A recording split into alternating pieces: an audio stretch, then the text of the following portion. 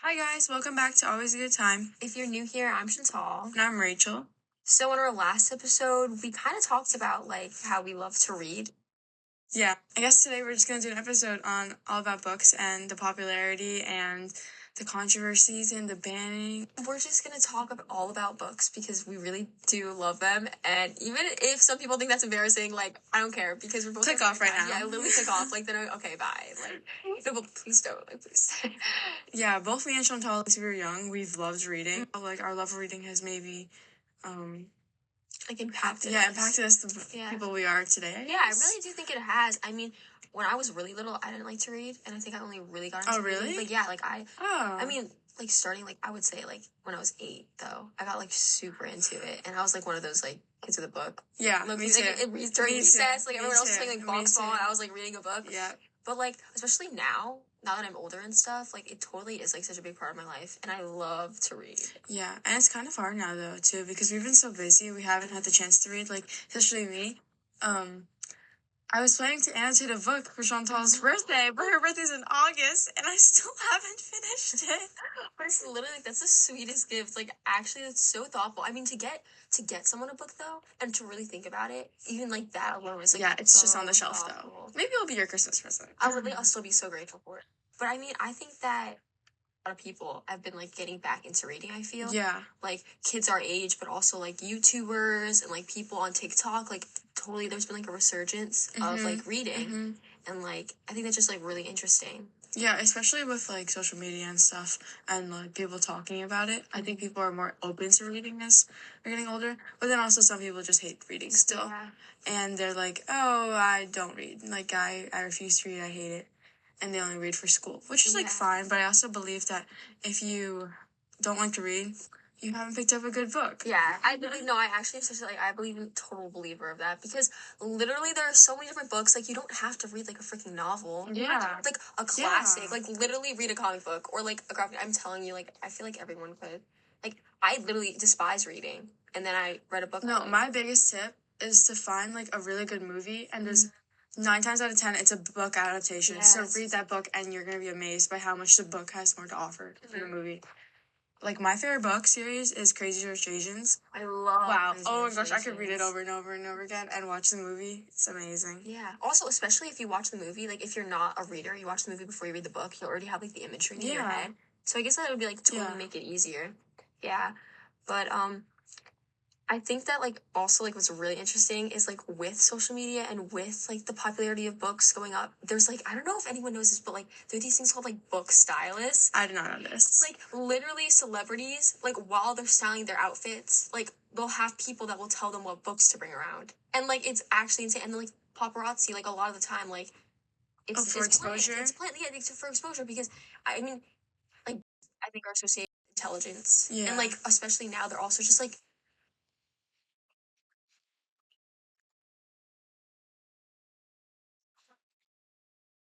seen as aesthetic. Yeah. What's super interesting is that people celebrities and people in a higher class literally did this even in the 1800s. Oh, I did not know this. People literally that did not even know how to read would pose with books and portraits and stuff. And it's that's so funny because that's so similar to paparazzi pics now.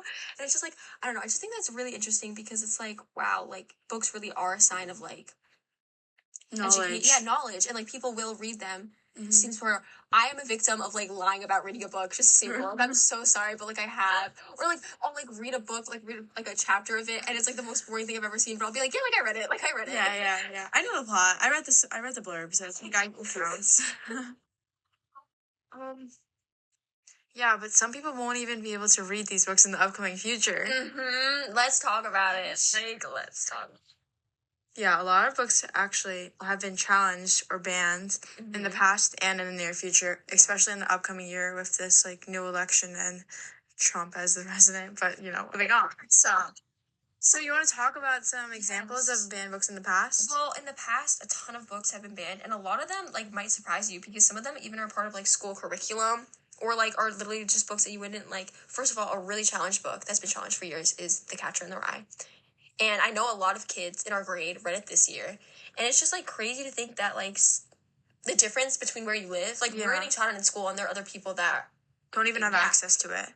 Basically, and it's just, just a ton of books, and it's like the reasons sometimes, in my opinion, aren't always like the most valid and are just really confusing. And I think that also a lot of time it's like it's just like it's very like roundabout and like very like it's reaching. You know what I mean? Like it doesn't make any sense, and it's like why would you why was it even published just for it to be banned? But I also want to explain what bans books actually means. Because I'm kind of confused on like the exact definition. So it basically means that it's not going to be taken off the shelves like everywhere, but only in public like places like the library or in school or like that's basically it. Because like private bookstores or like sellers, the government can't legally keep it from selling. So you will still have access to buy these books in the future or like if they're challenged, but schools might not be able to teach them anymore and they might be taken off the shelves in the libraries. So like if people want to borrow a book, they can't, which is a huge problem because some people can't afford books like that. And definitely depending on where you live, it would totally discourage booksellers from selling the book. And it's just like, you know what I mean? It would gain less traction. Like, one of the books that's on the banned book list is Anne Frank's diary. Which is insane. Which is absolutely insane. And the reason for it is because it discusses puberty and teenage sexuality. Which is not even the concept. We talk about that in health class. Like, let's please calm down. And it's scary.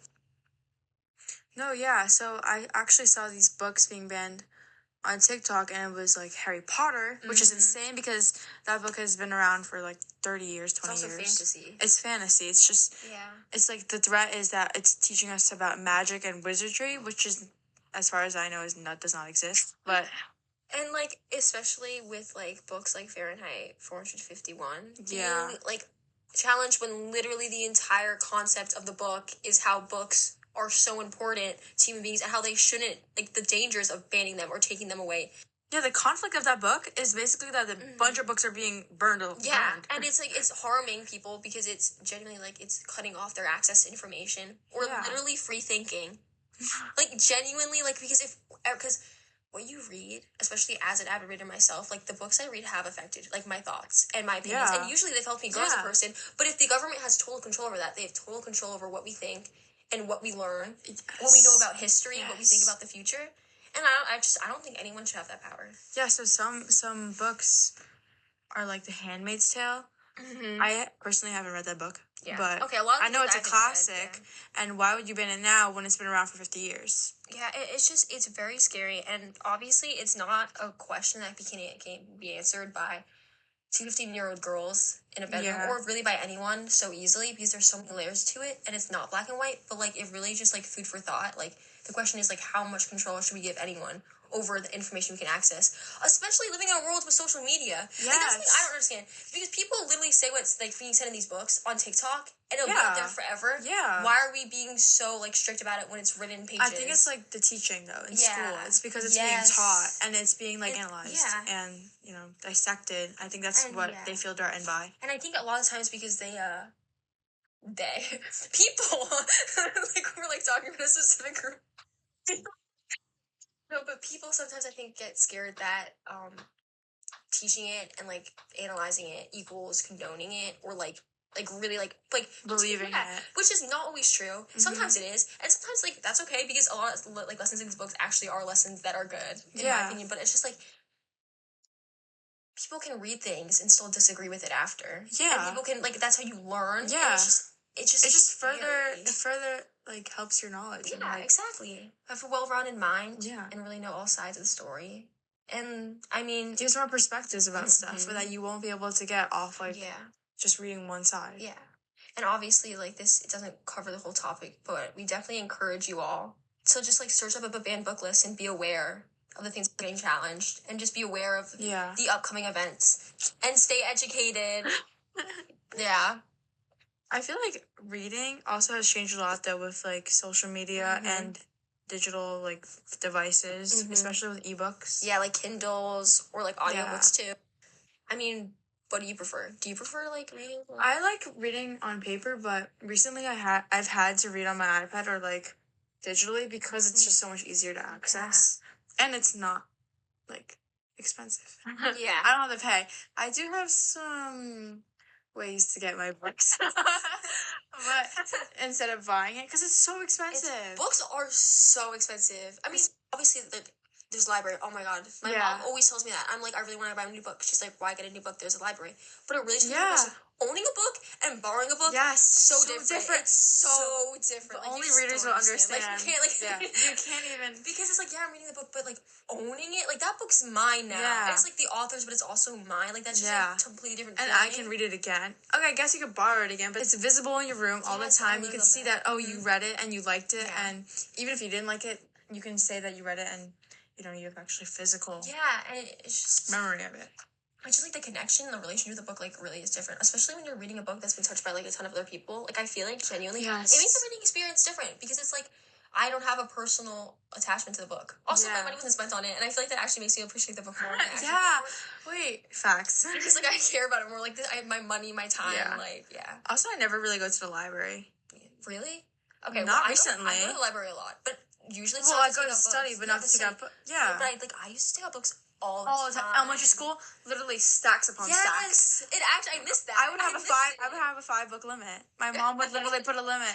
Like over the summer, I got like 10 books, but I didn't finish them obviously. But I just like whenever I go to the library, I get excited and I get books. Yeah. But not recently, not during the school year because I'm so distracted. I used to literally get like 12 books. Yeah. That was the limit for books we could take out, and I literally would reach it every single time. And the crazy thing is, I used to complete like a lot of them. Like I used to read them too. Same. Bro, I need to get that reading energy back. When I was younger, like in my old room, I had this like reading nook, and it was like stacks upon stacks of library books and the beanbag. It was the best. And I had this drawer. That came out of the wall, and it wasn't filled with clothes. It was filled with books. Oh my god! No, the childlike wonder when it comes to reading, like I need that feeling back because books literally felt magical. Like books felt magical. Did you ever read those big like guide encyclopedia books about like the fantasy, like Harry Potter, Percy Jackson? There would be huge books that I would just like love flipping over. I feel like no TV show as a kid ever made me as happy as books did. Yeah, because like if I saw a TV show, I would want to find the book based off. Yeah, and if like reading a TV show, like I would be like, I would want to continue doing it. But not in the same way that I would want to continue reading. Like I would want to continue the show because it's like entertaining and it's like easy. But it's like I would felt like a zombie doing it. Yeah. When I read a book, like I was engaged and it actually made me happy. And like I remembered it and I was like talk about it all the time. Oh my god, I used to be one of those kids that wouldn't shut up about the books. Yes. Until we got the phone though. Oh my god. Yeah, until we got the phone. Like if you think about it, that's when we stopped consistently reading. Yeah, no, that is essentially it. When we got the phone in like 6th, 7th grade. And it's social media. But books make me happy. The thing is like I know in my mind that reading in the long run makes me happier and it makes me feel better. But I don't do it. And why do I scroll on TikTok instead? Oh my god, the hardest part about reading a book, I literally think, is picking up the book. Yeah. It's actually starting. But that's the same thing with everything. That's everything. Yeah. Do we see a recurring theme in all episodes? Yeah. But I also think that when it comes to like the conversation about ebooks, obviously we need to mention the fact that the harms it can make to bookstores and to booksellers, especially independent bookstores, not chains, because people have access online. People already online. It's like just easier. Yeah, ordering online. What's gonna happen to bookstores? I don't even know a local bookstore near us. Yeah, the only independent bookstore I can think of in my mind is Strand. There's many independent bookstores, but not like near us, not in Greyneck. No, not that I could think of. Like only Barnes and Noble. And Barnes and Noble, oh my god, has taken over like the world of books. Like that's actually insane. And no, Amazon. Amazon has. Oh my goodness, you're so right. Because Barnes and Noble, I don't even go there. I go there to read it and then I leave. Oh yeah, I do that all the time. Oh my god, it's so much fun though. I love doing that. Also, because I'm such a fast reader, I could just like finish something really fast. But yeah, Barnes and Noble is so expensive compared to Amazon or Target. Yeah. It's so much cheaper. It's so much cheaper. But then it's like terrible for like the seller. But I love independent bookstores. Wait, I think I really went to an independent bookstore the other day. I literally don't remember the name. It was in the city though, of course. Oh yeah. But like literally, it reminded me how much I love reading because I literally was just with my friend in the city and we were wandering and I was like, let's go. Yeah. But I feel like I would never buy anything though because I just don't feel much money. But it was so like peaceful. And okay, this is really random, but I saw like these two people having like a conversation about like a book. But, like, I literally saw them meet. Like, they didn't know each other. What? And I literally saw them meet, start talking about it. And I literally was just, like, I don't know, it just made me so happy because it's just, like, they probably have totally different lives. And the fact that they're just talking about a book, and it's just, like, so, like, it just made me really happy. I was like, this is why I love reading. Like, I love, even though I don't read as often, I love going on Book Talk watching book YouTubers. Oh my goodness, I can't even stop. Today I was watching Haley Pham. I'm not even lying. Haley Pham. She uploaded a new video. Can we get this Haley Pham guys spammer inbox? My favorite book YouTuber is Jack Edwards. He went viral in 2021. I love him so much. He's literally okay, I don't know him. I feel like it's so awkward saying this, but he literally feels like sunshine. When I watch him, it makes me so happy.